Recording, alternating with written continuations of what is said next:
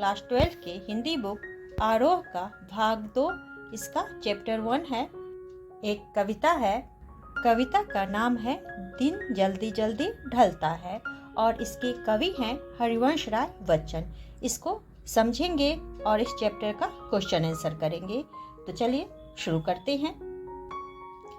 हो जाए न पथ में रात कहीं, मंजिल भी तो है दूर नहीं, यह सोच थका दिन का पंथी भी जल्दी जल्दी चलता है, दिन जल्दी जल्दी ढलता है। प्रसंग।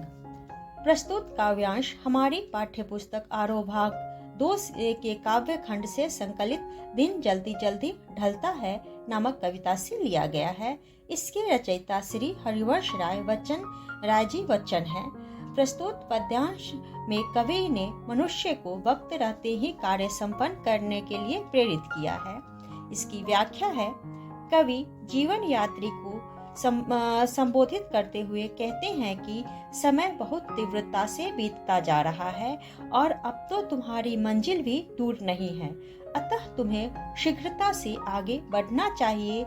जिस प्रकार दिन भर चलकर थक जाने वाला पथिक भी संध्या होने पर कदम तेजी से उठाता है, ठीक उसी तरह जीवन समाप्ति से पूर्व ही तुम्हें अपना लक्ष्य हासिल कर लेना चाहिए।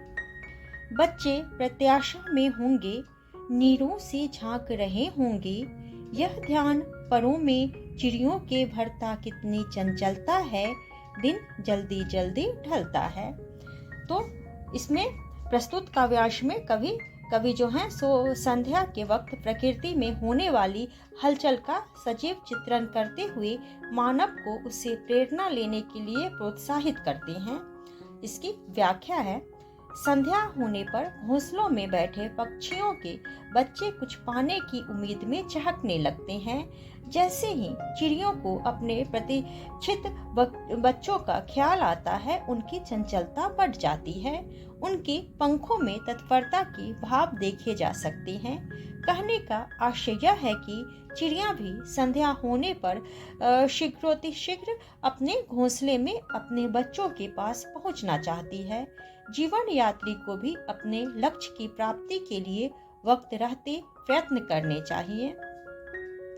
मुझसे मिलने को कौन विकल, मैं होऊं किसके हित चंचल, यह प्रश्न स्थिर करता पद को भरता उर में विह्वलता है, दिन जल्दी जल्दी ढलता है। प्रस्तुत काव्यांश में कवि लक्ष्य रहित जीवन की निरर्थकता सिद्ध करता है। हमें अपने लक्ष्य की तरफ निरंतर बढ़ना चाहिए क्योंकि समय बहुत तीव्रता से बीत रहा है। इसकी व्याख्या है। जब तक मनुष्य के हृदय में मिलन की व्याकुलता नहीं होती, तब तक उसके पैरों में स्थिरता ही दिखाई देती है।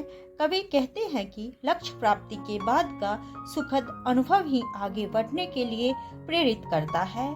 अंधकार रूपी दुख का समय लंबा होता है और सुख का समय छोटा। हमें वक्त रहते ही जागरूक हो जाना चाहिए। तो अब इसका प्रश्नोत्तर करते हैं।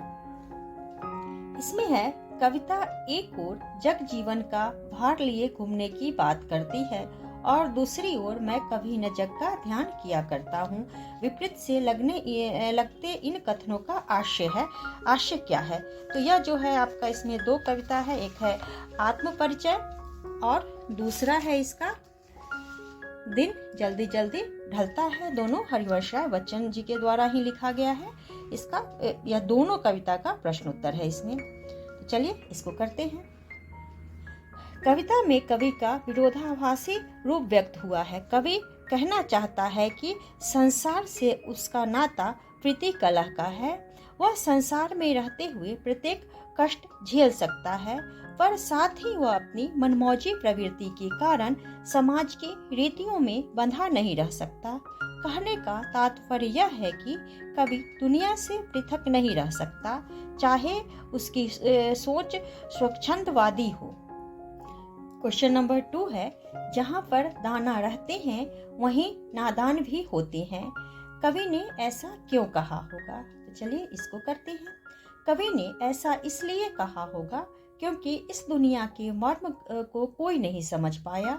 इस संसार में जहाँ अनजान और विनम्र लोग रहते हैं, वहाँ दानवी प्रवृत्ति के लोग भी रहते हैं। ये दुनिया हर प्रकार के लोगों को आश्रय देती है, पर कोई इसके मर्म को नहीं समझ सकता। क्वेश्चन नंबर 3 है, मैं और जग और कहाँ का नाता, पंक्ति में और शब्द की विशेषता बताइए। तो चलिए इसको करते हैं। और शब्द की पुनरावृत्ति से कविता में खास आकर्षण उत्पन्न हो गया है। प्रथम और शब्द का अर्थ है अलग तथा द्वितीय और शब्द एक समुच्चयबोधक अव्यय है जो दो पदों को जोड़ता है। अतः यहाँ और शब्द की पुनरावृत्ति और भिन्न अर्थ होने के कारण यमक अलंकार का चमत्कार उत्पन्न हुआ है और शब्द की वक्रता देखते ही बनती है। क्वेश्चन नंबर 4 है, शीतल वाणी में आग के होने का क्या अभिप्राय है। तो चलिए इसको करते हैं। शीतल वाणी में आग के होने का अभिप्राय वाणी के असरकारी होने से है। यद्यपि कवि अपनी मधुर वाणी में अपने विचार अभिव्यक्त करता है, तथापि उसकी इस वाणी में विद्रोह का स्वर है। वह आग से भी ज्यादा विनाशक और प्रलयकारी है। क्वेश्चन नंबर 5 है, बच्चे किस बात की आशा में नीरों से झांक रहे होंगे। तो चलिए इसको करते हैं।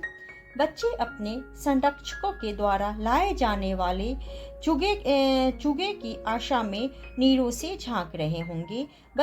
भूखे बच्चे नीरों में अपने संरक्षकों के आने की प्रतीक्षा कर रहे होते हैं तथा भोजन पाने की उम्मीद में ही बाहर झांकते हैं। उनकी चहक सुनकर उनके संरक्षक तीव्रता से नीरों की तरफ लपकते हैं। क्वेश्चन नंबर 6 है, दिन जल्दी जल्दी ढलता है की आवृत्ति से कविता की किस विशेषता का पता चलता है।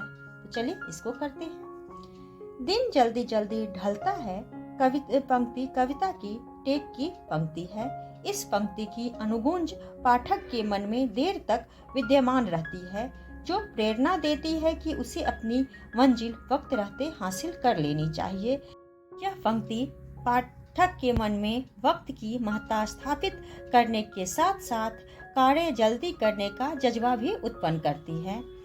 अब है कविता के आसपास। इसका क्वेश्चन नंबर 1 है, संसार में कष्टों को सहते हुए भी खुशी और मस्ती का माहौल कैसे उत्पन्न किया जा सकता है। तो चलिए इसको करते हैं। संसार में प्रत्येक व्यक्ति को कष्ट झेलने ही पड़ते हैं, तो फिर इन दुखों को लेकर मन में निराशा क्यों लाई जाए। मनुष्य संसार से कटकर सुखपूर्वक जीवन यापन नहीं कर सकता, अतः उसे संसार में रहते हुए कष्टों को सहते हुए प्रसन्नता पूर्वक जीवन जीना चाहिए। वह सांसारिक दुखों से बेपरवाह रहकर खुशी और मस्ती का वातावरण तैयार करे, जो कि मनुष्य की इच्छा शक्ति के बल पर मुमकिन हो सकता है। मनुष्य आशावादी दृष्टिकोण अपनाकर खुशी और मस्ती का माहौल उत्पन्न कर सकता है। तो आज के लिए इतना ही। अगर आप लोगों को यह वीडियो पसंद आए तो वीडियो को लाइक करें और चैनल को सब्सक्राइब करें।